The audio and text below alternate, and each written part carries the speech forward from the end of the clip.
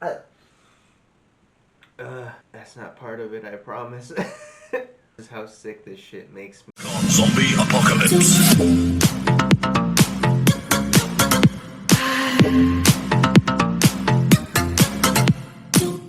What is going on, you guys? Bastion Wajo here, and I want to go ahead and talk about this concoction, this weird concoction. We're gonna go ahead and call it of a deck, this disgusting thing that needs to die instantly.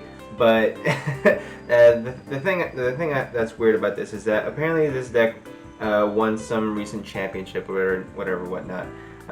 But the only thing, and this is something that a lot of people feared in the previous ban list, is that there would come the time where the Red Eyes Dark Dragoon Turbo would shine, and today is the day. This is probably the worst thing that could have ever happened in this game. But we're gonna go ahead and analyze it as we should. So this deck pretty much takes advantage of Necrovalley, which if you guys have not heard of Necrovalley, you really need to get out from under that rock. But if you have not, it's okay. You're welcome. If you're new to the game, welcome. You have this to look forward to. So, Necrovalley reads, all Gravekeeper monsters gain 500 attack and defense. So far, so good, pretty reasonable.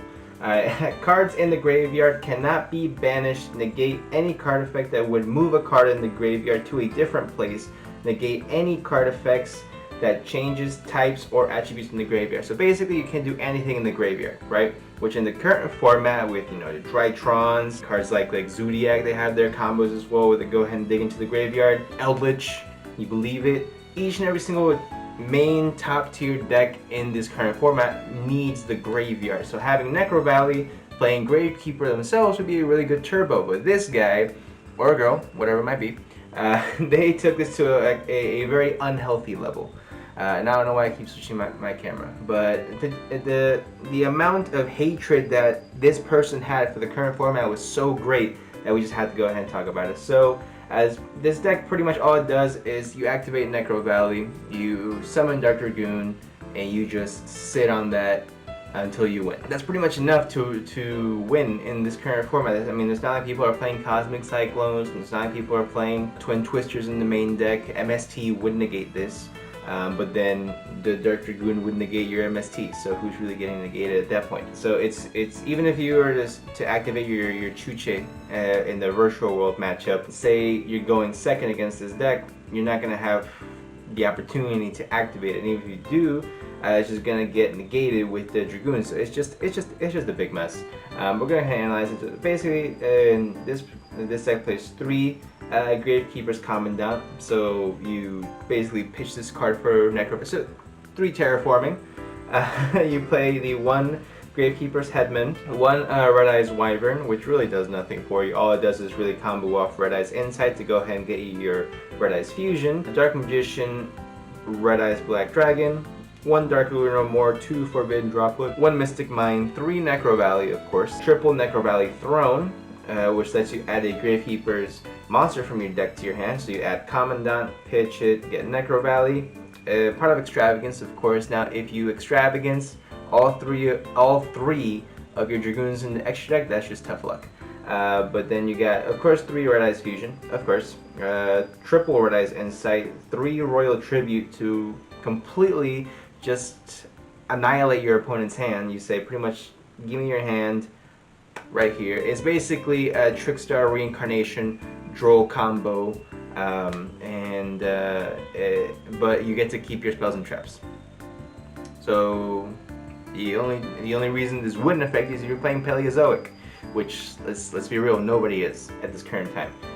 Also, of course, 1 Terraforming, so you're playing 1, 3, so that's 4, that's 3, 7 Terraformings. Right? 7 Terraformings plus 3 of the field spells. You're playing 10 Necrovalley. You play 3 Crackdown, 1 Metaverse. Oh, my bad. 11 copies of Necrovalley. 3 Solemn Strike, triple Torrential Tribute. It's just everything that completely destroys this format in one deck. Now, is this consistent? It's more or less a coin flip on if you're able to go ahead and get everything you need. Like, I was doing some test hands, and we'll do some test hands, and there's something that I really enjoyed that Simo did in his video, is he actually showed the consistency of it, and I want to say it's more or less like a 50-50 at this point, just from what I was doing before. Let's go ahead and do that real quick. Alright guys, so we are drawing our very first hands so far. I mean, you have the Red Eyes Insight, so you pretty much have the Dark Dragoons, you have your Necrovalley already right here. Now of course this can be stopped by a simple Ash, but that's why we jabate the opponent, banish 6 of course. Now did we banish all of the Dragoon? Nope, 2 are still in there, so we're good to go. We're going to draw 2, Terraforming and Red Eyes Insight, so we just drew another Necrovalley and another Red Eyes Dark Dragoon. Absolutely ridiculous. Absolutely ridiculous. Now if your opponent is able to stop this in any way, kudos to them. I believe you would Ash the Extravagance. I think half people watching this would, half people would probably wait to something else. Those who wait, good for you. They activate, you know, Necrovalley Throne. You're like, oh, they're gonna add Necrovalley, Ash that, cool. And they activate Terraforming. All right, so far we're at 1 out of 1. All right. So we got Necrovalley, we got the Necrovalley Throne, so pretty much this is just a Necrovalley hand. So overall still not bad. I mean, having Necrovalley is never a bad option. Activate Necrovalley, set Torrential Tribute, and then just sit on that. Next draw, Dark Ruler no more. So it's pretty much, it's a very grindy deck is where it is, but it's not consistent. So anyone who's thinking, oh, Necrovalley is going to be the next top tier, it's not. Is it a cool anti-meta deck? Yeah, it's pretty cool. I mean, it's nice to see Gravekeepers actually back in the format. I want to give a quick shout out to, I don't know his name, but this little kid that I faced in locals recently, who was playing straight Gravekeepers. And he actually locked me out because I was playing my prank kids, and he had, you know, he activated Necrovalley. See, this one again, it's just a Necrovalley deck, but you do have Solemn Strike, and you do have Torrential Tribute.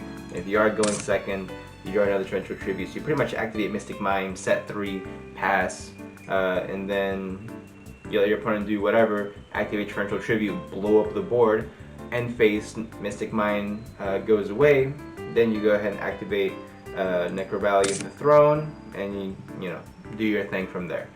Let's see, but like I was saying, it's not something that's going to be consistent. It's fun.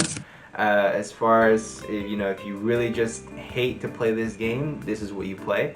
But as far as how viable a strategy it is, I wouldn't go for it personally. Also because it forces you to pick up and buy 3 Red Eyes Dark Dragoons.